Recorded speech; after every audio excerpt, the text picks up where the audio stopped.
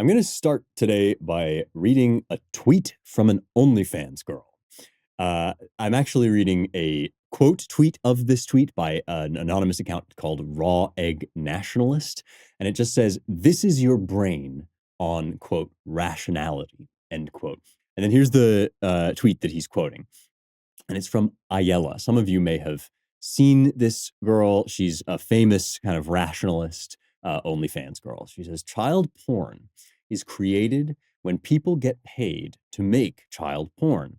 The rarer you make it, the more they get paid. The best way to protect children is to kill the economic demand, flood the market with AI-generated, freely accessible stuff that's created with zero harm to kids." Heavy stuff, and I think really gross. Let's talk about it.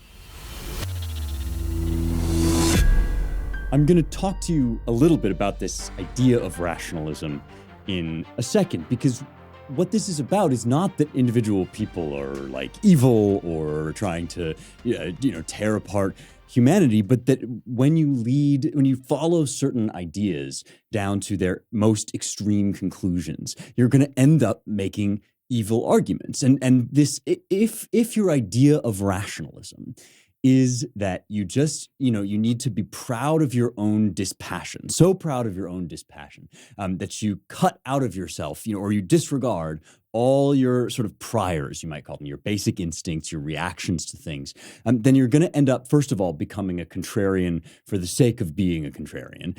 And you're going to blind yourself to certain human realities, and you're going to end up making inhuman arguments. And that's what this is. I mean, it's not just, of course, that, AI-generated child porn is a kind of horror to contemplate, but it's also this sort of libertarian idea that the way to fix things is by, jiggering around with the letting the free market solve everything, blinds you to the human reality that pedophilia is a horror, right? And that the people who face it are facing a terrible demon, a burden that they have been given probably because of something in their past that they need to fight against, and that our response to them should include a kind of it should include an awareness of the evil of that desire, right? And not just because, there are kids involved in the actual making of the porn, although that's part of it, but also because in the person who's experiencing the desire, right, there's a corruption going on. There's an evil. And if you blind yourself to that,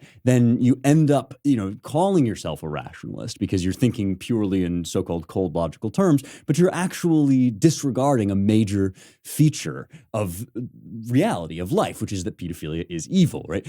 Now, as again, I'm here not to condemn rationalism, but to understand kind of why it has emerged and what its strengths and weaknesses are. Because some of the people that call themselves rationalists or consider themselves rationalists are people I really like, people I love to read, as we'll get into in a second. Slate Star Codex, Scott Alexander, and so I want to talk about this kind of. It seems a little bit like very online, but it's actually been very, very prevalent in places like Silicon Valley. This idea of the rats, the rationalists, and the post-rats, the post-rationalists.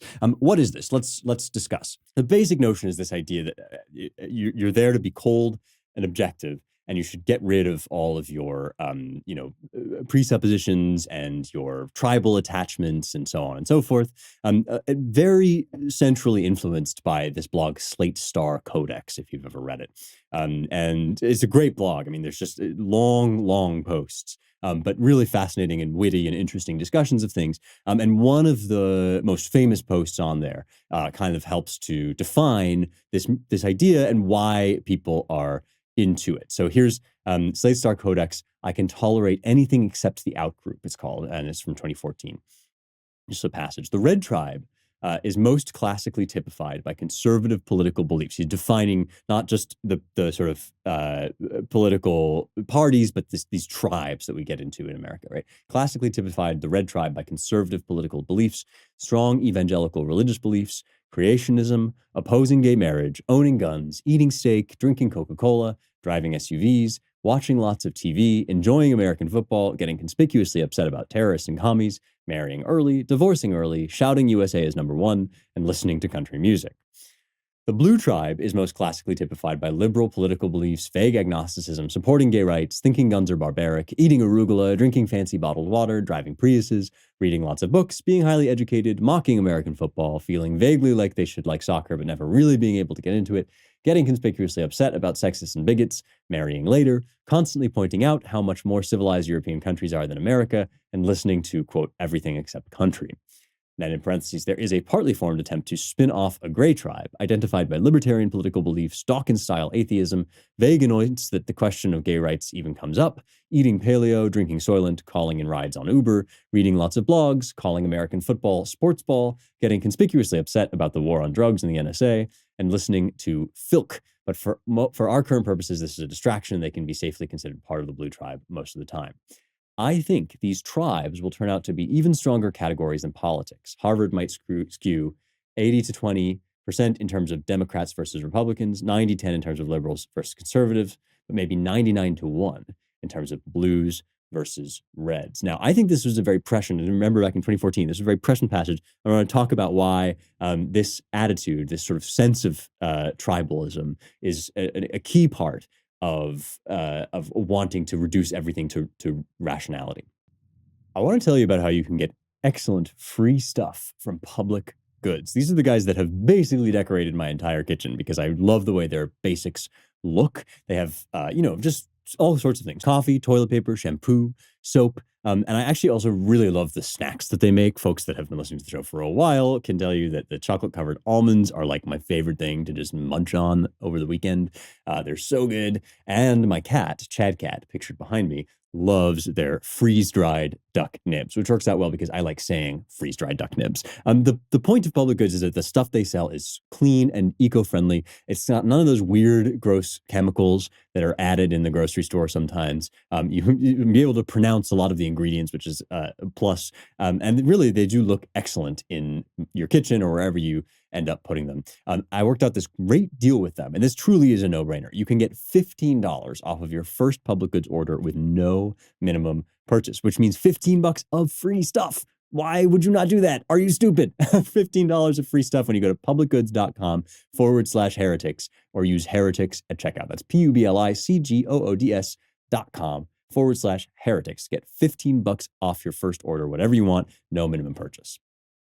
So Slate Star Codex, Scott Alexander really got this right? He was sensing that there is a kind of classist division going on in our country that is far more important and cuts much deeper than our actual political divides. And it's sort of this amalgam of cultural assumptions and personal attachments. And of course, 2016 and the subsequent years have really proven this true, right? The class divide, the elite non-elite divide, or the oligarch non-oligarch divide, has proven much more important than old political dogmas and attachments. And so the whole idea here with this post was that I can tolerate anything except the outgroup. There's this big kind of crusade going on for tolerance in the blue tribe, but actually they only tolerate people that they already love, like gay people. They already think gay people are great, so they're super tolerant of that. But the one thing they're not tolerant of is the outgroup, is red tribe, right? And he, goes on and on. It's a long post, and he sort of reflects on whether he's doing this himself, right? And talks about what it really means to self-criticize and to be truly tolerant. But you can see how this observation, which is really true and really gets on my nerves too, you can see how this observation would lead one to want to rise above it all, right? And that's kind of the point of the rationalist movement. And this Slate Star Codex is not the only place where this has taken off, right? So it's sort of big in Silicon Valley. There was a New York Times profile on it recently. This idea that you can kind of just rise above it all and detach yourself from your sort of personal idols, your personal loves. And a lot of this has to do with using statistics and probability. They're really into Bayesian inference, which is this formula for determining on the basis of new information how likely your old hypotheses are to still hold, right? And so there's just a real kind of, egghead. Some might even say, in a loving sort of way, some might even say autist bent here. And I really love some of this. Like I said, I love Slate Star Codex. I think he really got this right. He gets a lot of stuff right. And many rationalists are good for kind of checking your impulses, checking your assumptions, which I said, I argued last week that your impulses and your assumptions are important, but of course they can lead you astray, right? So of course you need the ability, at least, to try to pull back and say, well, am I really just going with the tribe, right? And that's part of what we're missing from our current political discourse, a big part, right? That, this sort of mob mentality that you leap on anybody who's insufficiently pious, insufficiently pure. One way to get out of that is to not have any pieties at all, right? It's to sort of say, I'm leaving all of that at the door, and I'm just going to think in cold, hard, rationalist terms. I mentioned Bayesian inference and as one kind of major part of this sort of thought, right? But I actually think that this whole impulse goes back much, much earlier. And so this is why I wanted to bring this onto Young Heretics, because it's very relevant to what we were talking about with Plato last time. And it's sort of typified in some of our scientist thought, and that's thought of scientism rather than like philosophy about science rather than science itself. And it goes right back to Francis Bacon, who is in many ways thought of as the godfather of the scientific method, right? In 1620, under King James, he writes the Novum Organum, or the Novum Organum. And this is a reference to Aristotle, whose followers and some of the sort of people that came after him identified these 6 essays that Aristotle had written, which they thought were the kind of the tool, the handbook for logic, right? And the organum, there was debate about whether it was just a tool or whether it was the heart of philosophy or whatever. But the important part for our purposes is that by Bacon's time, this is kind of the ground rules that people are in the Renaissance sort of reviving and accepting as like the gospel about how you think. How do we think, right? And one of the things that Bacon thought, and this is why he made a new novum organum, one of the things that he thought is that Aristotle took too much for granted. He essentially believed that the human mind was capable of reasoning its way to truth. But he said, actually, the human mind is a factory of idols. Remember, this is shortly after, John Calvin and the Reformation and this deep sense of distrust in humanity, which counterbalances the optimism of the Renaissance, right? The sense that actually you are a very flawed and broken instrument, and you need to be constantly course correcting for the things that your personal attachments, your private loves and devotions. And here's what Bacon writes. He writes 4 species of idols beset the human mind, to which, for distinction's sake, we have assigned names, calling the first idols of the tribe, the second idols of the den or the cave, the third idols of the market, the fourth idols of the theater. The formation of notions and axioms on the foundation of true induction is the only fitting remedy by which we can ward off and expel these idols. It is, however, of great service to point them out, for the doctrine of idols bears the same relation to the interpretation of nature as that of the computation of sophisms does to common logic. So these 4 different ways that we can be led astray by our priors, you might call them, by our presuppositions, by our assumptions going into a question, right? The idols of the tribe, right? Man is falsely asserted to be the standard of all things. And this is the sense that the human mind itself kind of has this egocentrism that we have to get past. We have to decentralize humanity and think about the world in a purely objective way. The idols of the den or the cave are those of each individual. So your personal upbringing, your attachments, right? And indeed just your character, right? Your the spirit of man, according to its several dispositions, is variable, confused, and as it were actuated by chance. And so we have to get past if you're particularly inclined to like environmental movements, then you have to really correct for that and consider whether like we should just be using up all the world's resources, right? So balancing your own personal character. And then the idols formed by the reciprocal intercourse in society of man with man. These are idols of the market. This is really your upbringing, your social milieu, right? The language that you speak, all of the social conventions that you're born with and informed by. Lastly, there are idols which have crept into men's mind from the various dogmas of particular systems of philosophy, but also from the perverted rules of demonstration, and these we denominate idols of the theater. So the ideologies and the religions and the kind of teachings that you've received in the theater and in the marketplace and so forth lead you astray as well, because they attach you to certain dogma and make you blind to the evidence against that dogma. These are the idols, according to Bacon, that stand in the way of really good, true knowledge, right? And you can hear in this writing the source of so much of what we think now, that basically the only source of knowledge, right, is inference and induction, right? That you can see empirical data, the data of your senses, the experience that we learn, and the investigation of what's actually going on, gathering data, making logical inferences from it, and getting all the other stuff out of the way. I'm going to read one last passage from Bacon. The human understanding, from its particular nature, easily supposes a greater degree of order and equality in things than it really finds, and although many things in nature be sui generis and most irregular, will yet invent parallels and conjugates and relatives where no such thing is. Hence the fiction that all celestial bodies move in perfect circles, thus rejecting entirely spiral and serpentine lines, except as explanatory terms. Hence also the element of fire is introduced with its peculiar orbit to keep square with those other three, which are the objects of our senses. The relative rarity of the elements, as they are called, is arbitrarily made to vary in tenfold progression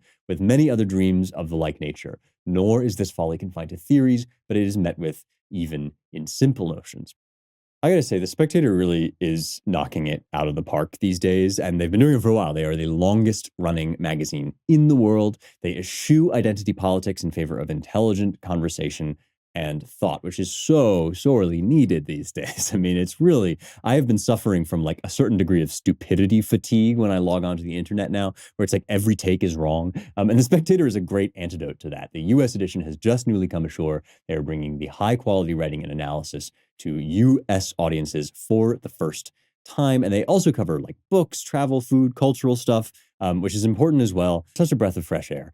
You sign up today and you get 3 free months of the print magazine. This is for Young Heretics listeners only, and full digital access. Plus, they will give you a free Spectator hat when you go to spectatorworld.com/special offer and use the offer code Heretics, Heretics. You got to use that code to get the 3 free months and the full digital access plus this free hat. So spectatorworld.com/special offer. Use the offer code Heretics for The Spectator, the antidote to stupidity fatigue.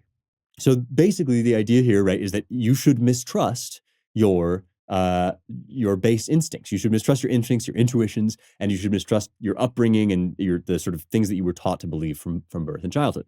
And that's the way to get at real truth. And there is something, of course, obviously right about this at a certain level, right? In order to ascertain certain things, right, you have to lay aside your presumptions and your presuppositions. And Bacon basically taught us to do that in the modern era. Not that this didn't exist elsewhere. I've talked about that in Plato and all sorts of other places, but this is something that essentially just arose from this sort of Baconian scientific revolution. And I really think that the rationalists are responding to this tribal phenomenon that we see in the Slate Star Codex piece, right? And basically going hyper Bacon, right? Like saying that the antidote to this is to try to strip away as much of your presumptions as possible. Like many things, I find this a useful tool, just like science itself, a useful tool for a while, right?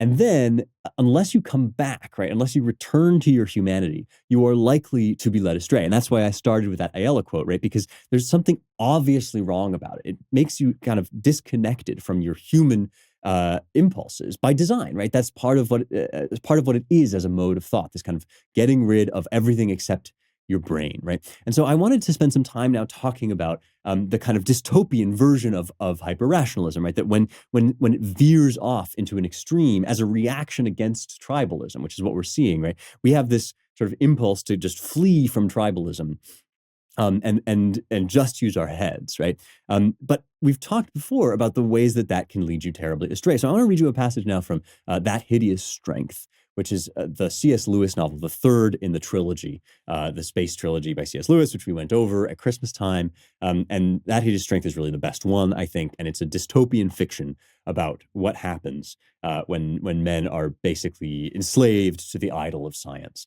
Near the very end of it, Mark, the main character, is basically sucked into this, dark society of post-humanists, who it turns out are being manipulated by Satan. And they try to train him to become one of them. And the way they do that is by taking him to something called the objective room. And there's much made of it. There's big kind of build up to it. And we all want to know what's in the objective room. What's the objective room? And then we get there. And here's what Lewis writes. The room, at first sight, was an anticlimax. It appeared to be an empty committee room with a long table, 8 or 9 chairs, some pictures, and, oddly enough, a large stepladder in one corner. Here also there were no windows. It was lit by an electric light which produced, better than Mark had ever seen it produced before, the illusion of daylight, a cold gray place out of doors. This, combined with the absence of a fireplace, made it seem chilly, though the temperature was not, in fact, very low. A man of trained sensibility would have seen at once that the room was ill-proportioned, not grotesquely so, but sufficiently to produce dislike. It was too high and too narrow. Mark felt the effect without analyzing the cause, and the effect grew on him as time passed. Sitting staring about him, he next noticed the door, and thought at first that he was the victim of some optical illusion. It took him quite a long time to prove to himself that he was not. The point of the arch was not in the center. The whole thing was lopsided. Once again, the error was not gross. The thing was near enough to the true to deceive you for a moment and to go on teasing the mind even after the deception had been unmasked. Involuntarily, one kept on shifting the head to find positions from which it would look right after all. He turned round and sat with his back to it. One mustn't let it become an obsession. Then he noticed the spots on the ceiling.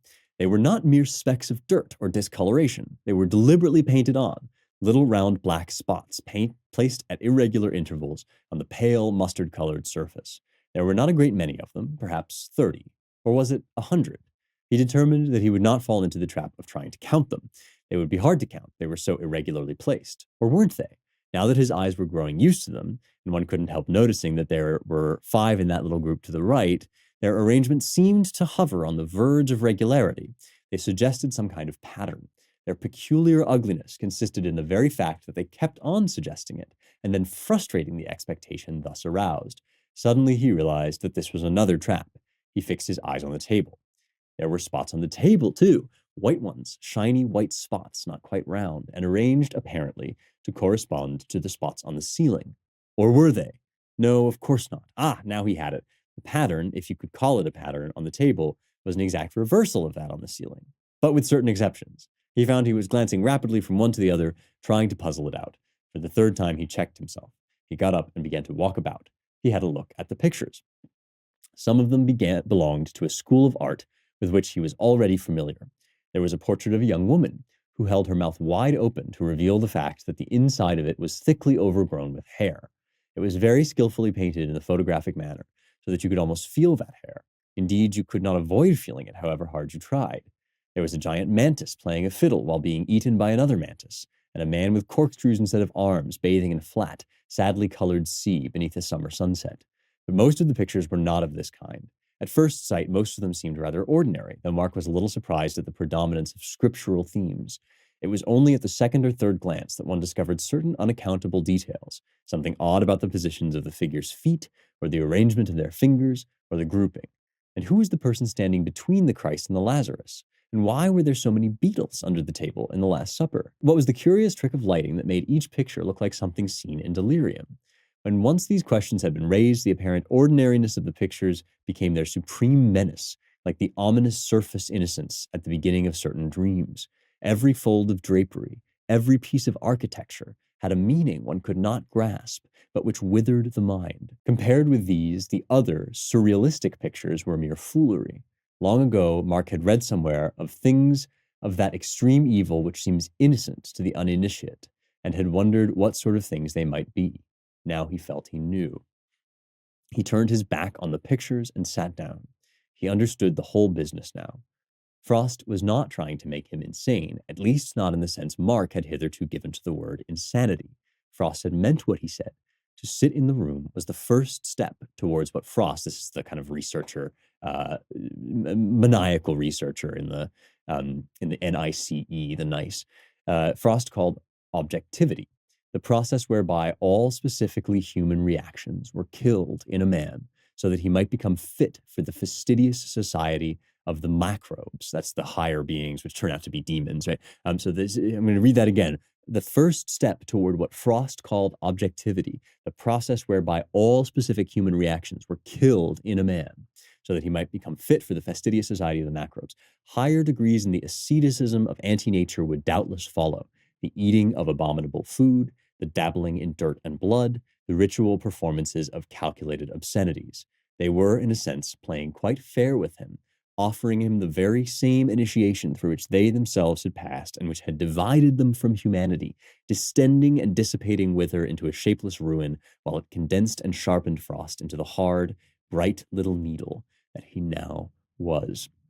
I think that is one of the most chilling and brilliantly executed dystopian visions I've ever read, because it's so subtle and close to reality, right? It's really not that awful, except that, of course, it's horrifying, right? It's just these little tiny changes that are designed to accustom you to not seek order and beauty, right? To kind of denature your instincts and to disconnect you from all of your personal attachments, all of your loves, and indeed all of this kind of human impulse for symmetry and order that Bacon was talking about, right? The human mind is designed to seek symmetry and order. It does more of that than it really finds, and that leads us astray. And so what we have to do is uncondition ourselves, right? Condition ourselves out of this, human failing, and be able to just see the world as, as it is, exactly as it is in the cold, hard light of objective reality.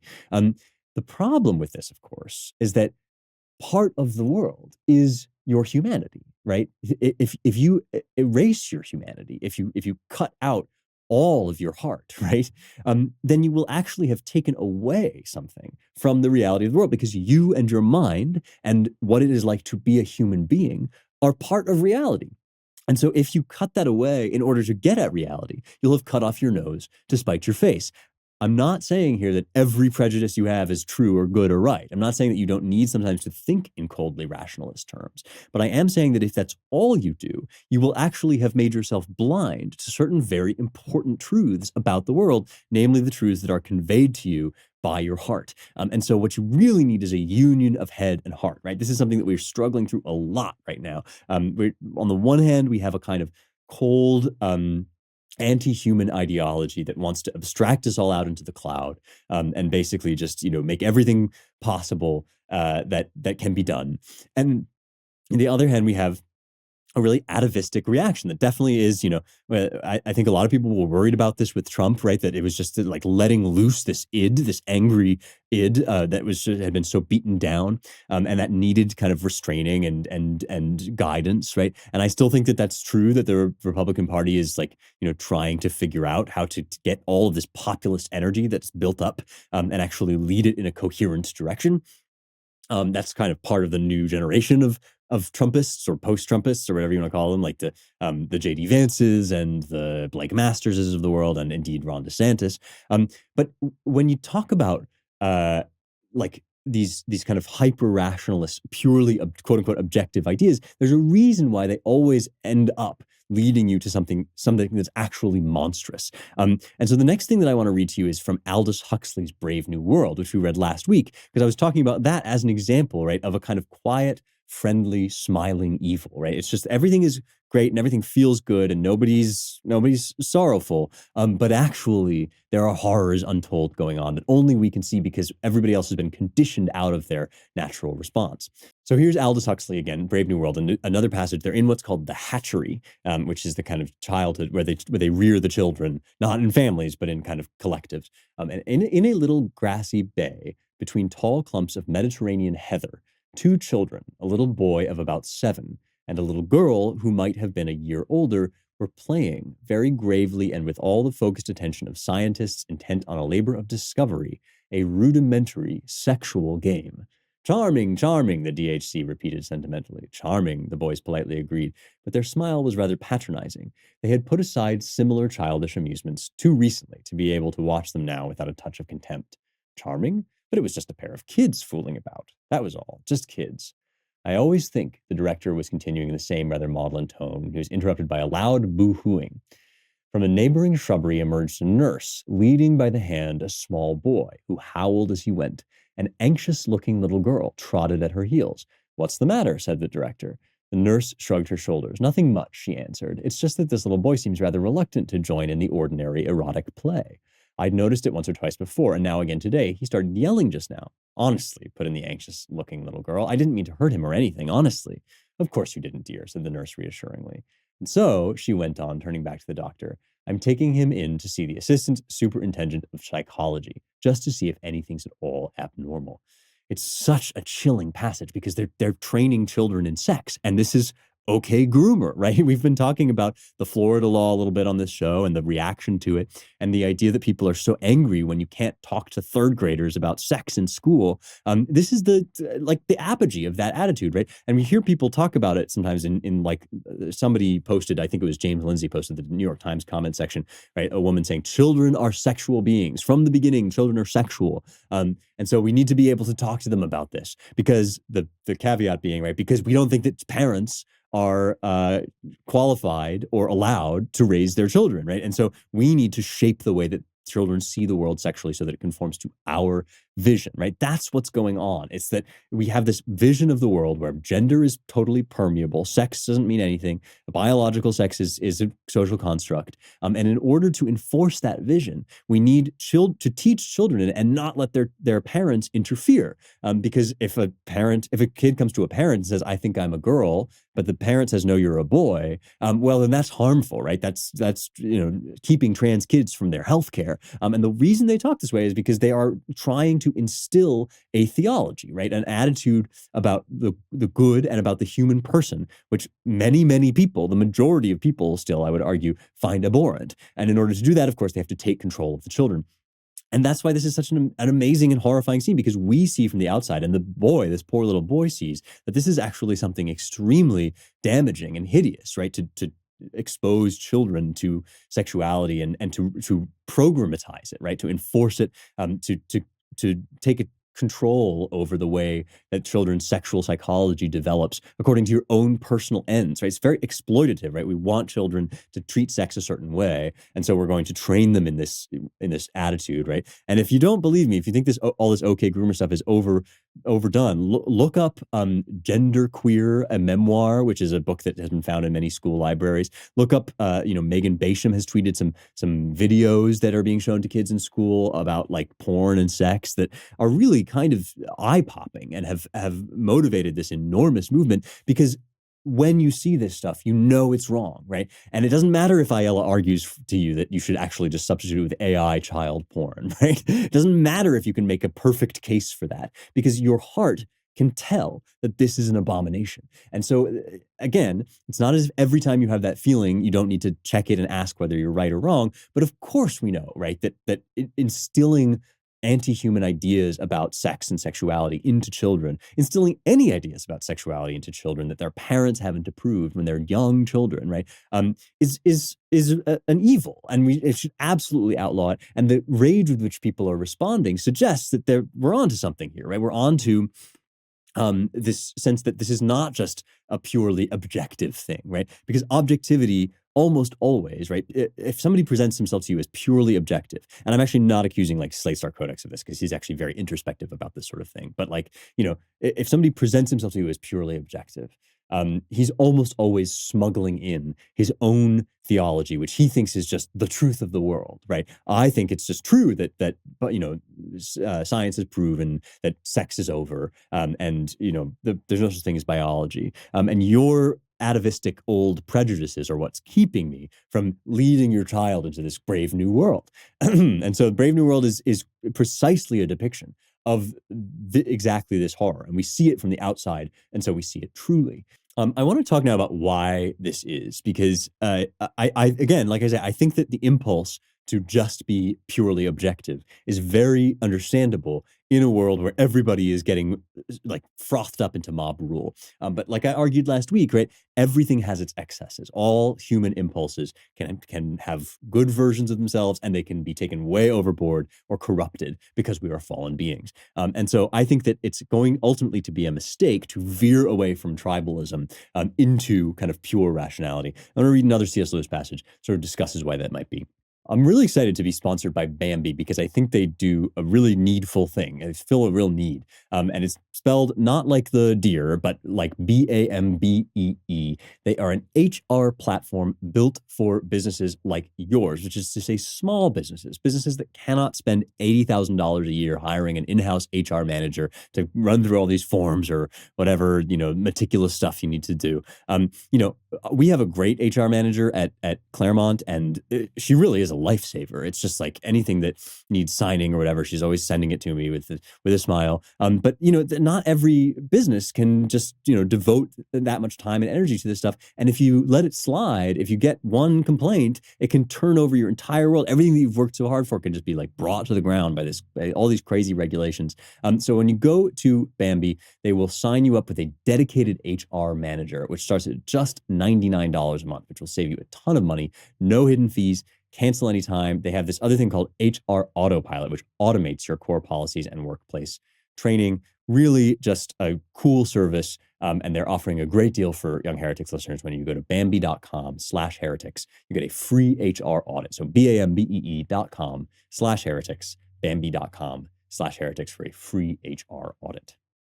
So this is from Lewis's Miracles. It's a book about the possibility and facticity of miracles. And it's a really fascinating book kind of about epistemology and also has to do with your presuppositions. Right? If you exclude the idea of miracles from the outset, then you've rendered it impossible to think about miracles. And this is in some sense a response to David Hume and lots of things that we've talked about on the show. But here's a part of it that I've always really loved that has more to do with this idea of how reason is supposed to work, that I think can lead us into why it's so often the case that pure, cold rationality, right, and so-called objectivity often leads to horrors. Lewis writes, "Let us suppose a mystical limpet, a sage among limpets, who wrapped in vision catches a glimpse of what man is like." Limpets, right, under the sea.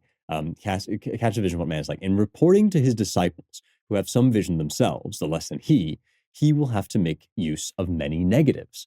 He will have to tell them that man has no shell, is not attached to a rock, is not surrounded by water. And his disciples, having little vision of their own to help them, do get some idea of man. But then there come erudite limpets who write histories of philosophy and give lectures on comparative religion, and who have never had any vision of their own. What they get out of the prophetic limpet's words is simply and solely the negatives. From these, uncorrected by any positive insight, they build up a picture of man as a sort of amorphous jelly. He has no shell, existing nowhere in particular, he is not attached to a rock, and never taking nourishment. There is no water to drift it towards him.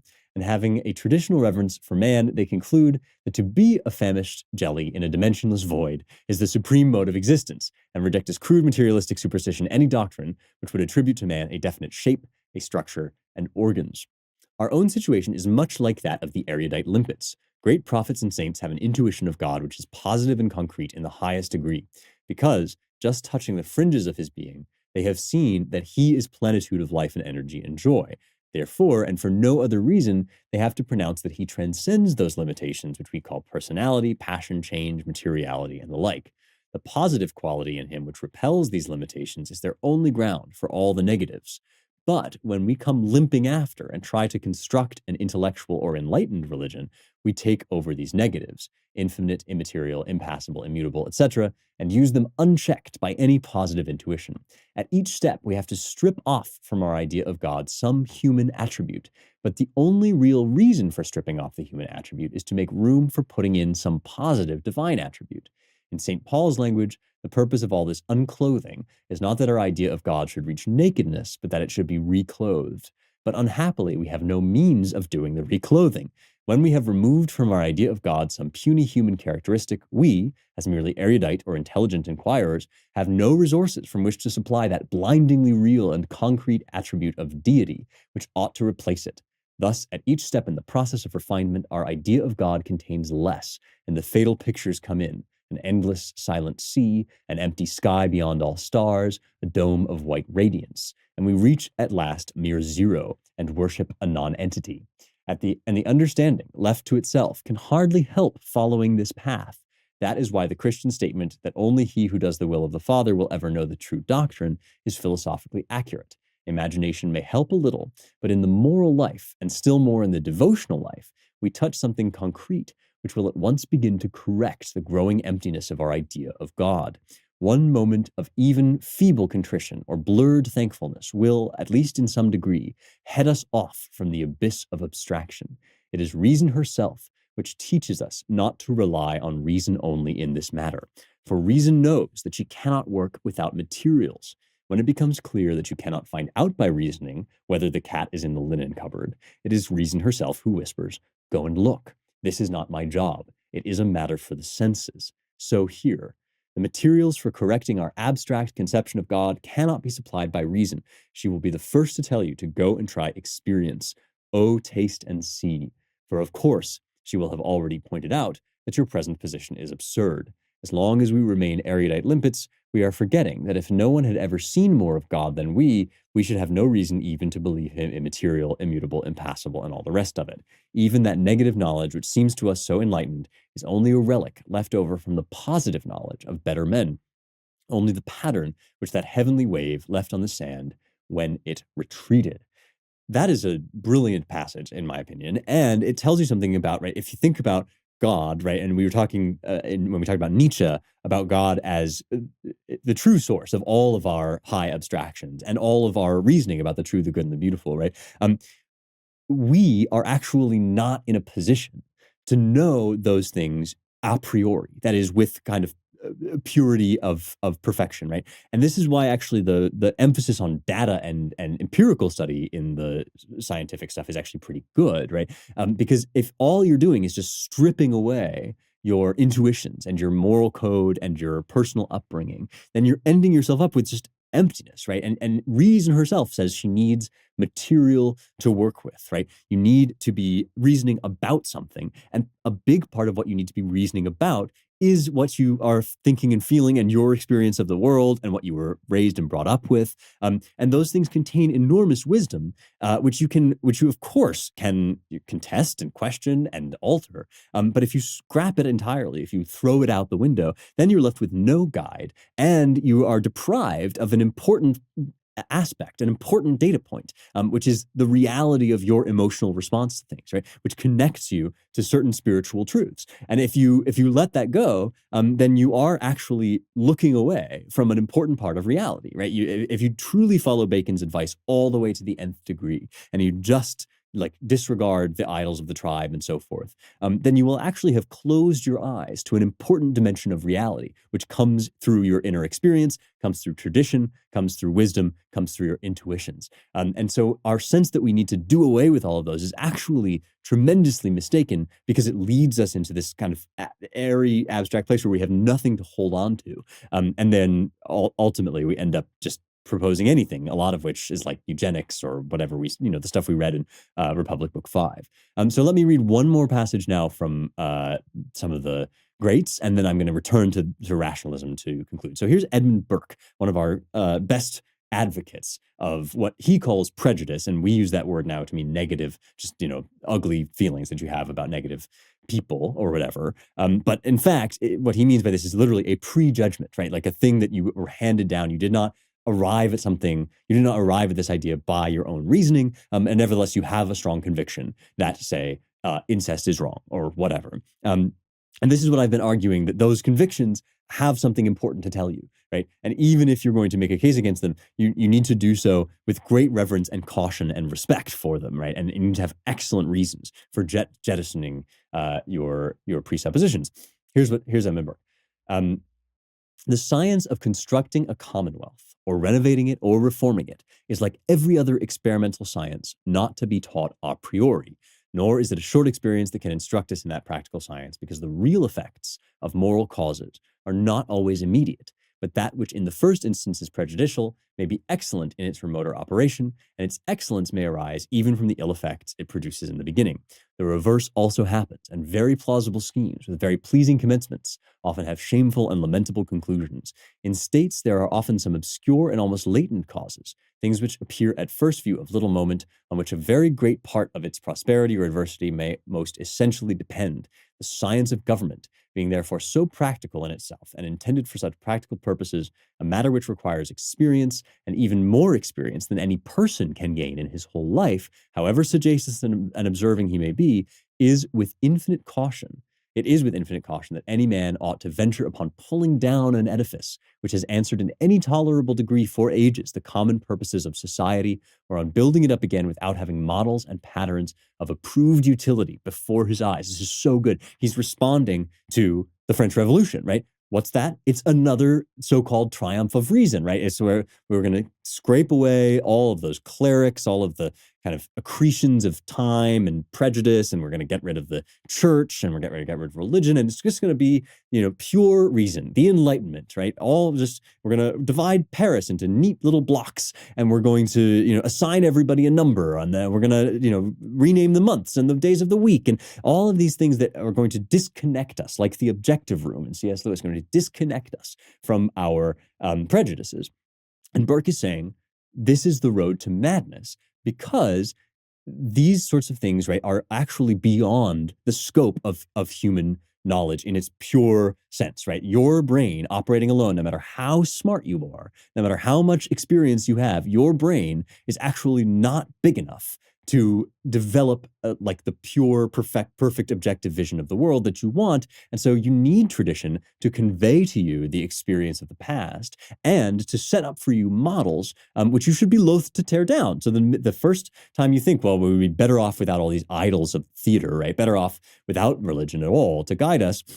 You have to think what you're going to put in the place of that, that's going to do all of the good things that religion has done, like provide for the poor, like defend the sanctity of the individual, right? Defend the sanctity of human personhood. And we have seen, right, that all the people who want to jettison religion for us now present themselves to us as enlightened and end up killing babies, right? End up aborting babies in the womb at very late stages, right? And making all these cold rationalist arguments for, well, that baby would probably have had a very bad life or whatever. And they become monsters because they have nothing to replace religion with. And all they have is this instinct, right? It turns out, of course, that they're thrown back on their own kind of half-formed instincts about, well, you shouldn't kill people. Really? Because you're killing people now, right? And the reason they're doing that is because they have taken away the entire edifice of tradition and wisdom that trains your instincts to tell you things that your heart can only tell you and your head can't tell you, right? Only your heart and only your instincts can inform your mind, right, in reasoning, so that you don't just like go astray in the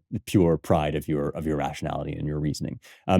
This is why Plato ends up advocating for eugenics, not because he's a bad guy. It's not even necessarily because I think he would want to install eugenics. It's because he is seeing, right, what is the real wages of pure rationality, pure cold abstraction. And Burke is saying, the minute you do that, you sweep away an enormous portion of the world, which is actually incredibly valuable to you, and which you actually aren't good enough to just live without, unless you have some other thing that you feel like is going to replace that and do that work. And the things that are currently being on offer to replace that, religious traditional sensibility, this kind of globalism and free trade and, just material prosperity, like those things aren't working very well. They're not making people happy. In fact, they're making us less happy. They're depressing the birth rate. They're, and it's only getting worse, And so, in fact, this is the wages, right, of letting go of all your idols forever, right?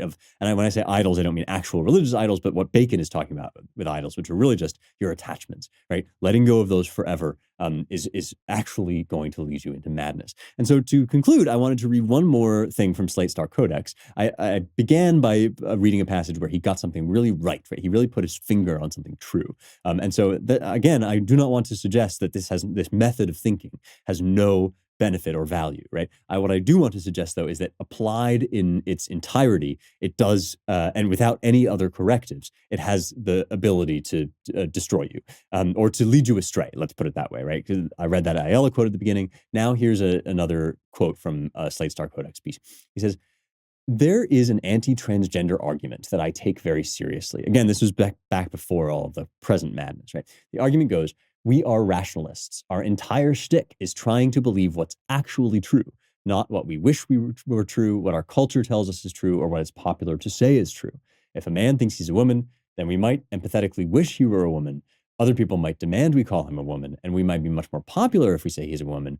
But if we're going to be rationalists who focus on believing what's actually true, then we've got to call him a man and take the consequences. I take this argument seriously because sticking to the truth is really important, but having taken it seriously, I think it's seriously wrong.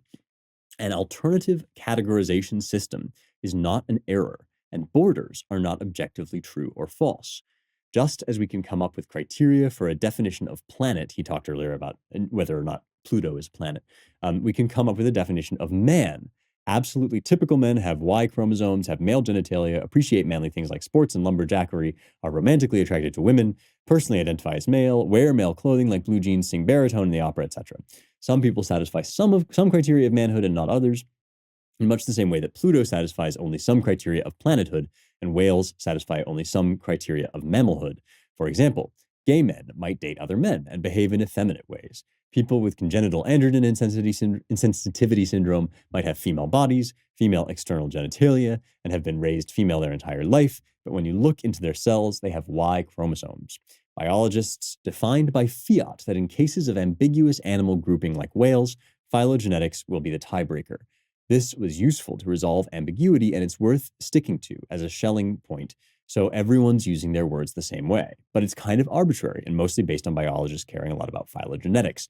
If we let King Solomon make the decision, he might decide by fiat that whether animals lived in land or water would be the tiebreaker, since he's most interested in whether the animal is hunted on horseback or by boat. This whole piece, by the way, begins with a brilliant comparison with the transgender thing to, what if, you told King Solomon that a whale is not a fish, and he would think you were crazy because actually, right, his word, dog, does not mean like genetically created, genetically associated mammal, but means thing that swims in the ocean, right, and has fins. And so actually he's right. Solomon is right that his word is not designating the category that my word, fish, is designating. And she's saying this is the same thing with man and woman.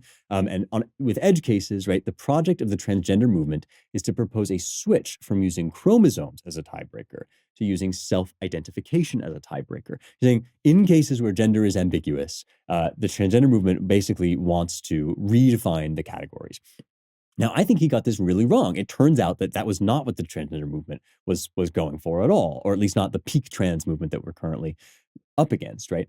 It turns out that what they wanted was a complete erasure of the categories, and frustration of them for all, and to demand, right, that we totally rewrite the meaning of the word man and woman until ultimately they have no meaning at all. And I think the reason that he got this wrong is because he was trying to look at it as dispassionately as possible, and he was trying to get rid of everything, including our impulse to say that a man is a thing and a woman is a thing. And even if there might be fuzziness around the edges, right, we basically know what they are, and you can't just redefine the word, right? And that's a very deep personal connection that Plato also wants to jettison, right? Remember, we talked last week about the fact that Plato wants to basically get over our aversion to having men and women exercise naked together, because in this respect, in their capacity as leaders, well, their differences don't really matter, and it's their sameness that matters, right? So their nature as men and women doesn't matter so much here, so we need to get over our natural aversion, our natural disgust. And in that case, actually, I would suggest that our natural, in both cases, both the transgenderism thing and the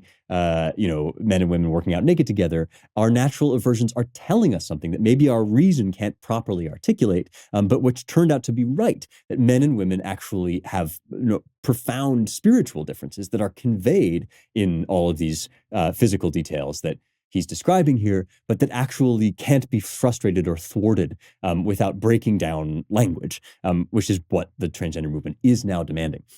So again, not to say that Slate Star Codex always gets everything wrong, just to say that these are the kinds of excesses that hyper-rationality can be prone to. And so what's the solution? The solution is a marriage between head and heart. It's perfectly fine, right, to leave your presumptions at the door, perfectly fine to sort of try to quiet the little voices in your head that say, this is disgusting, or this is weird, or whatever, and see whether you're right or wrong, and adjust accordingly. But ultimately, you have to return. You have to return to your heart, right? Because your heart is a part of you, and getting rid of it is ultimately just going to destroy you. The last thing I want to read is this poem by Wordsworth. We had Dad on last week, I guess 2 weeks ago now, to talk about the Romantic poets. And they were very good at dealing with these sorts of issues because they knew, right, that there was a reasoning, there was a truth in nature that reasoning couldn't quite get at. So here's the tables turn. Up, up, my friend, and quit your books, or surely you'll grow double. Up, up, my friend, and clear your looks. Why all this toil and trouble? The sun above the mountain's head, a freshening luster mellow, through all the long green fields has spread his first sweet evening yellow. Books, 'tis a dull and endless strife. Come, hear the woodland linnet, how sweet his music, on my life, there's more of wisdom in it. And hark, how blithe the throstle sings. He too is no mean preacher. Come forth into the light of things. Let nature be your teacher. She has a world of ready wealth, our minds and hearts to bless, spontaneous wisdom, breathed by health, truth breathed by cheerfulness. One impulse from a vernal wood may teach you more of man, of moral evil and of good, than all the sages can. Sweet is the lore which nature brings, our meddling intellect misshapes the beauteous forms of things we murder to dissect. Enough of science and of art. Close up those barren leaves. Come forth and bring with you a heart that watches and receives. He was just a master of this, and it's very delicately expressed, right? Our one impulse from a vernal wood may teach you more of man. He's not saying never read any books. He's not saying, he's a poet. He's talking to you through a book. But he's saying that eventually, right, clustering up arguments and words and arguing yourself into knots, right, is not the way to experience final truth, right? You need to actually get out there and just accept, like, there's a kind of like turn off the phone, stop scrolling, get out into the world and listen to your heart. I mean, it's corny as it is, right? This is actually real. You can take that too far too, but if you lose it entirely, you lose everything. All right. I hope you enjoyed these episodes, guys. I think there was like a lot of, there's just so much stuff here to talk about, and we will return to some of these themes. I really enjoyed like talking through some of the modern stuff and the ancient stuff with you. And let me know what you thought, of course, especially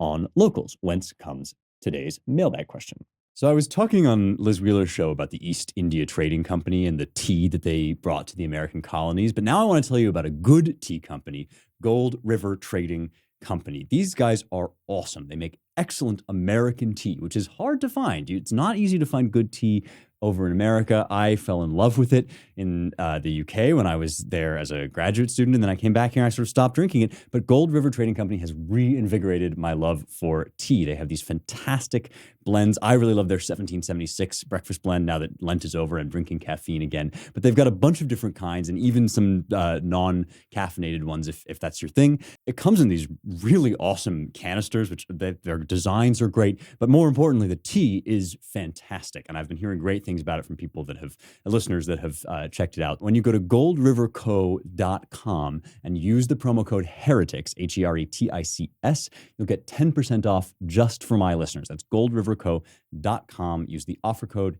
Heretics for 10% off their gunpowder green tea, their 1776 blend, their cocoa, their chamomile, anything you want is all at goldriverco.com, and you get 10% off with the offer code Heretics. Locals, as you all know if you've been listening to me or not if you're new, Locals is a community where nobody owns my relationship with you guys, right? Nobody can censor us or do anything weird, right? We just get to talk more about the good stuff, about truth, goodness, and beauty, how to live them out in our lives. There's weekly live stream Q&As, which are my favorite part of the week, frankly. I write articles and you get episodes a week in advance without ads, and you get to be in the mailbag. So come join us. It's youngheretics.com/locals. And here is a question from Tyler. It seems to me there are two types of, quote, canon status books, those that are excellent and those that are monumental or influential. Atlas Shrugged seems to be the latter. While Rand has some writing skill, the aesthetic merits are lackluster to my mind. In fact, I'm surprised much of it got past an editor. At the same time, she does seem to have hit an important, in some ways prophetic target in how she imagined the progressive plan for society would materialize, particularly how every technological advance would simultaneously aid freedom and expand the arsenal of tyranny.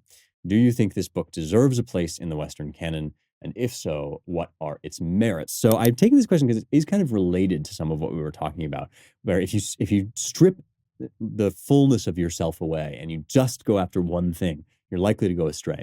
And this, I have to say, and it may make people angry, I agree with you about Atlas Shrugged as a work of literature. I really don't think it's a work of literature. And this is like, I have to be honest about that. Like, I think that it's obviously got merits, right? Or else people wouldn't have connected to it in quite the way that they did. But as a character portrayal, I find it very flat. As a sort of philosophical tome, I find it sort of one-sided. And so I think that if you live by it, you'll go astray. I do think it deserves a place in the Western canon for the reason that you suggest, which is that like it captures something, right? It captures a certain form of foolishness, right? That comes out of hatred of excellence. And there are other places where we've talked about this. C.S. Lewis's Screwtape Proposes a Toast has some good stuff in it about this.